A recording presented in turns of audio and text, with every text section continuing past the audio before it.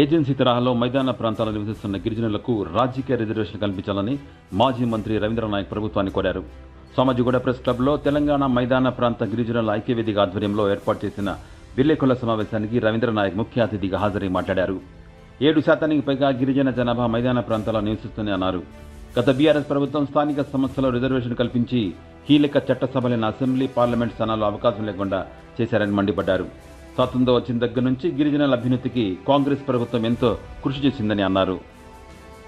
ये न्यूज को पेश करते हैं हैदराबाद होम अप्लायंसेस.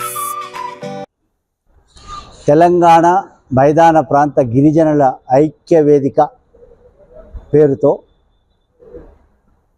జరిగినటువంటి ఈ ప్రెస్ కాన్ఫరెన్స్లో కొన్ని ముఖ్యమైన విషయాలు రాష్ట్ర కేంద్ర ప్రభుత్వాల దృష్టికి తేవడానికి ఇక్కడ రావడం జరిగింది. అందరికీ ధన్యవాదాలు. ముఖ్యంగా కాన్స్టిట్యూషన్ రాజ్యాంగం పుట్టినప్పటి నుంచి ఏజెన్సీ ప్రాంతాలు ఆటోమేటిక్గా రిజర్వ్డ్ అయి ఉంటాయి.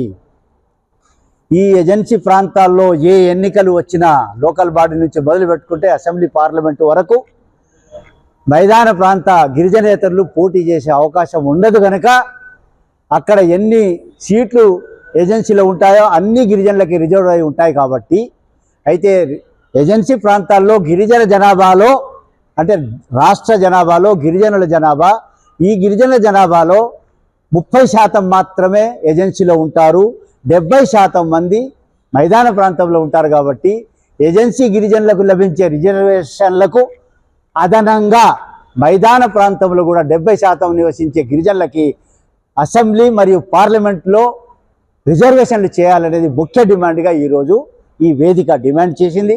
దీన్ని వెంటనే సమైక్యాంధ్రలో అన్యాయం జరిగింది మైదాన ప్రాంత గిరిజనులకు. తెలంగాణ వచ్చిన తర్వాత కూడా 10 సంవత్సరాల్లో కూడా చాలా నష్టం జరిగింది.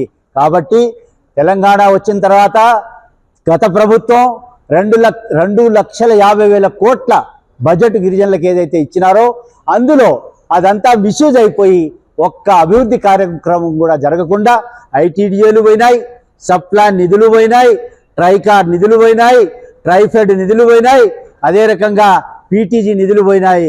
మరి అన్నిటినీ తొలగించి కేవలం ట్రైబల్ డెవలప్మెంట్ ఫండ్ టీడీఎఫ్ అని పెట్టి మాకు రావాల్సిన 2,50,000 కోట్లను డైవర్ట్ చేసినటువంటి గత ప్రభుత్వం.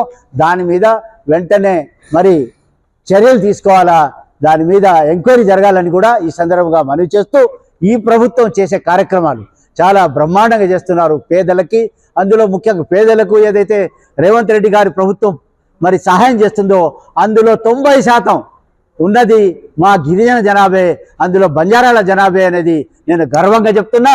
అదే రకంగా మైదాన ప్రాంతంలో ఉన్నటువంటి సీట్లే కాంగ్రెస్ గెలిచింది.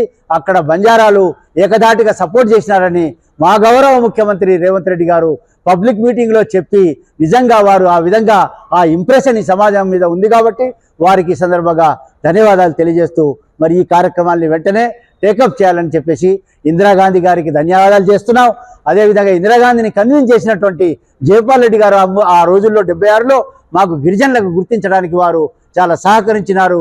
అదేవిధంగా సోనియా గాంధీ గారు తెలంగాణ ఇవ్వడం వల్ల మాకు 6% నుంచి 10% రిజర్వేషన్లు పెంచినటువంటి మా ముఖ్యమంత్రి రేవంత్ రెడ్డి గారికి ధన్యవాదాలు. అదే రకంగా సోనియా గాంధీ గారికి ధన్యవాదాలు తెలియజేస్తాను.